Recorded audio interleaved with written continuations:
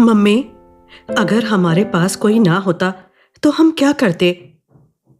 बेटे का यह सवाल मुझे अंदर तक हिला गया, क्योंकि उसी पल मुझे एहसास हुआ कि जिंदगी में सबसे बड़ी सुरक्षा ताले, चाबियां या ऊंची दीवारें नहीं होती, बल्कि वे लोग होते हैं जो बिना बुलाए भी जरूरत के समय साथ खड़े हो जाते हैं और जिनका नाम हम अक्सर सिर्फ पड़ोसी कहकर टाल देते हैं।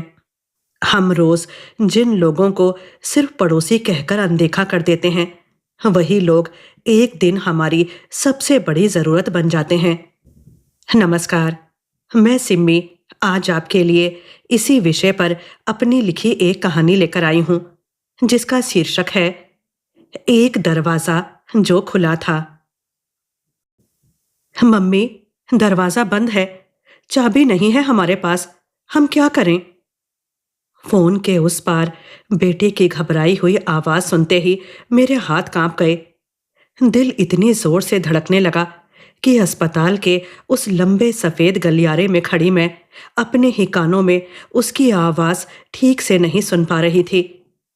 और एक ही बात बार बार दिमाग में घूम रही थी कि घर से निकलते समय मैंने कितनी बड़ी लापरवाही कर दी थी, बच्चों के लिए कोई इंतजाम किए बिना, बिना किसी को बताए, बिना किसी पड़ोसी से मदद मांगे, बस यह सोचकर कि आधे घंटे में लौट आऊंगी।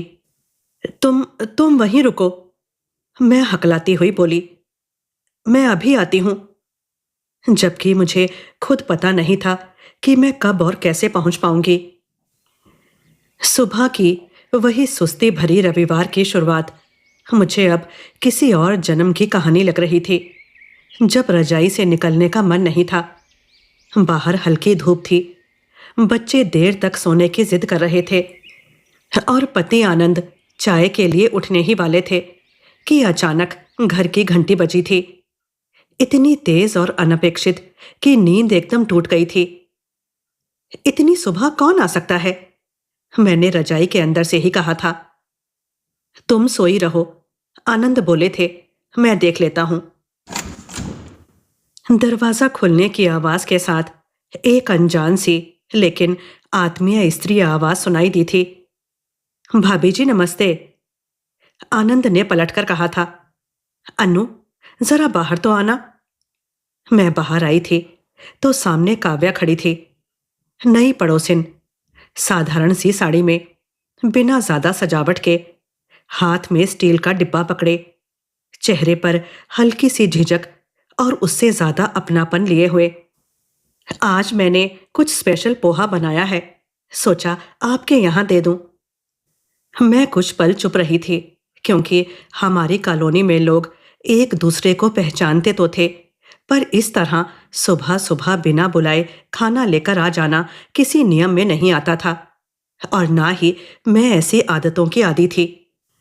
धन्यवाद, मैंने औपचारिकता में कहा था और डिब्बा ले लिया था। उसके जाते ही आनंद ने हंसते हुए कहा था, लगता है नई पड़ोसिन बहुत जल्दी घुल मिल गई है। मैंने तब कुछ नहीं कहा था, बस यही सोचा था कि रविवार की नींद बेकार गई। काव्या को कॉलोनी में आए हुए मुश्किल से 2 महीने हुए थे, लेकिन इतने कम समय में ही वो हर उम्र के लोगों से ऐसे बात करने लगी थी जैसे वर्षों से पहचान हो। कभी बच्चों से उनके स्कूल के बारे में पूछ लेती, कभी बुजुर्गों से दवा पानी का हाल जान लेती, कभी रास्ते में मिल जाए तो हाल चाल पूछना नहीं भूलती। शाम को जब कॉलोनी के पार्क में महिलाएं इकट्ठा होती तो बातचीत का विषय अक्सर वही होती। कुछ ज्यादा ही अपनापन नहीं दिखाती? शालिनी एक दिन बोली थी। आजकल कौन इस तरह पड़ोसियों के घर आता जाता है? किसी और ने जोड़ा था। किसी को उसके कपड़े खटकते, किसी को उसका खुलकर हंसना, किसी को उसका बार बार बात करना।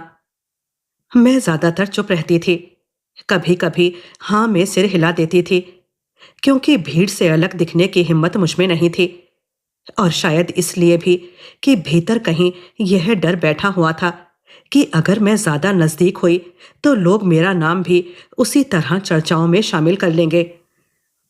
समय अपने ढंग से बीतता गया। एक दिन कॉलोनी के सामुदायिक भवन में एक बच्चे का जन्मदिन था। सब लोग अच्छे कपड़े पहनकर आए थे। काव्या भी आई थी। रंगीन साड़ी, चूड़ियां खनकती हुई। सबने सामने तारीफ की थी और उसके जाते ही वही फुसफुसाहट, वही हल्की हंसी। मैंने उस दिन भी कुछ नहीं कहा था। फिर वह दिन आया जब जिंदगी ने अचानक अपनी गति बदल दी। मेरी ननद का एक्सीडेंट हुआ था। फोन आते ही मैं घबरा गई थी। आनंद ऑफिस में थे। उन्होंने कहा कि सीधे अस्पताल पहुंचेंगे और मैं जल्दी जल्दी तैयार होकर घर से निकल गई थी, यही सोचकर कि आधे घंटे में लौट आऊंगी। और इसी जल्दबाजी में बच्चों की चाबी चौकीदार को देना भूल गई थी। अस्पताल में डॉक्टर, रिपोर्ट, दवाइयां, सब में समय कैसे निकल गया पता ही नहीं चला। और जब घड़ी देखी तो बच्चों के स्कूल की छुट्टी को 1 घंटा बीत चुका था। मेरे हाथ पैर ठंडे पड़ गए थे। मैंने शालिनी को फोन किया था। उसने जल्दी में कहा था, अभी बाहर जा रही हूं, बाद में बात करते हैं। मेरे पास और किसी का नंबर नहीं था और तभी मुझे पहली बार यह एहसास हुआ था कि इतने सालों में मैंने कितनी दीवारें खड़ी कर ली थीं। घर पहुंचते पहुंचते शाम होने लगी थी। दरवाजे के बाहर बच्चे नहीं थे और उसी पल फोन पर आया था वह मैसेज, मम्मी, हम काव्या आंटी के घर हैं। मैं लगभग दौड़ती हुई उसके घर पहुंची थी। दरवाजा खुला था। बच्चे अंदर खाना खा रहे थे और काव्या ने बस इतना कहा था। दरवाजा बंद था। मैंने सोचा आप देर से आएंगी। मैं कुछ नहीं बोली थी। उस रात घर में रखा वही स्टील का डिब्बा मुझे बहुत देर तक देखता रहा था और मुझे माँ की वह पुरानी बात याद आ रही थी कि मुसीबत में सबसे पहले पड़ोसी काम आते हैं।